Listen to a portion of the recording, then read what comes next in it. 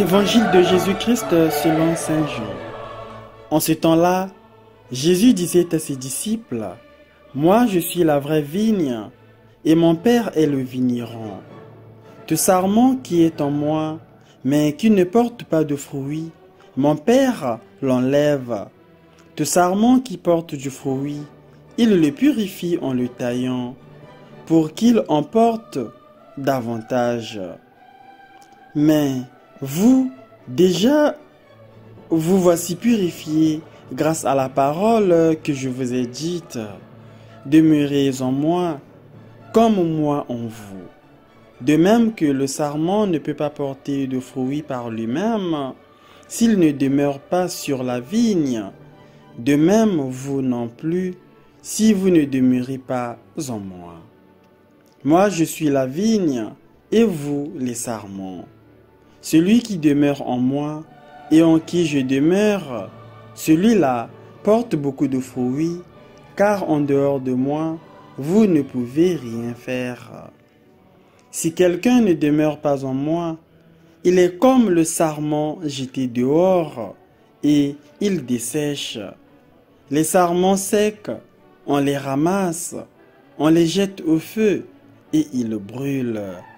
Si vous demeurez en moi, et que mes paroles demeurent en vous, demandez tout ce que vous voulez, et cela se réalisera pour vous. Ce qui fait la gloire de mon Père, c'est que vous portiez beaucoup de fruits, et que vous soyez pour moi des disciples. Acclamons la parole de Dieu. Louange à toi, Seigneur Jésus.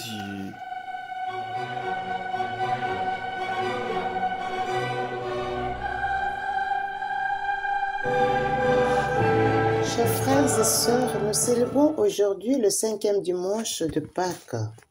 Ce dimanche commence la lecture de quelques passages du discours après la scène. L'image de la vigne chez les prophètes désigne Israël. Son véritable vigneron, c'est Dieu. Jésus l'applique à lui-même. Il est descendance d'Abraham.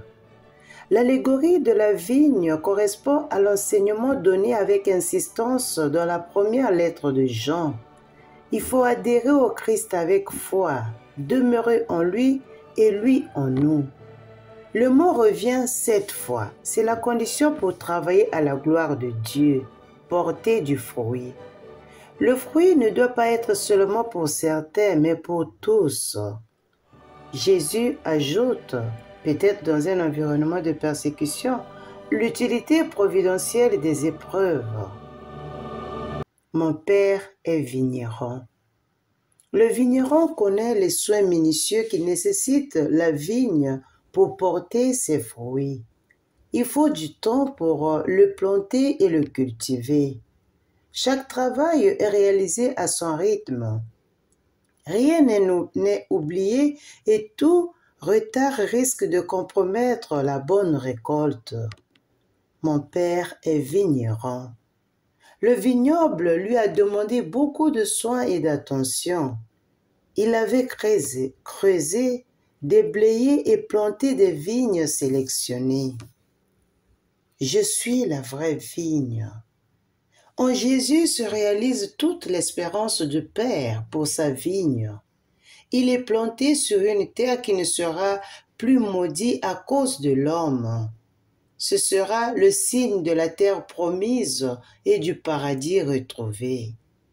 Le travail du vigneron est également décrit dans la parabole des vignerons meurtriers. Plus rien ne pourra désormais chasser le vigneron de sa vigne, ni la rendre infructueuse. Elle est définitivement plantée en Jésus. Les vendanges du nouveau vignoble sont assurées. Cette joyeuse fête des moissons est le banquet du royaume annoncé, préfiguré et déjà commencé dans l'Eucharistie. Jean place cet évangile au début du discours après la scène. Les disciples goûtèrent le vrai fruit de la vigne. Vous êtes déjà purs, grâce à la parole que je vous ai dite. Restez en moi et moi en vous. Un lien vital entre les serments et la vigne est tissé par l'Eucharistie. Un lien que le vigneron ne cessera de cultiver et de raviver. Il en va de la vie de la vigne et de ses fruits. Le vigneron ne permettra plus que son vignoble soit modifié. Il le nettoie pour qu'il porte plus de fruits. Le fait-il par souci d'efficacité?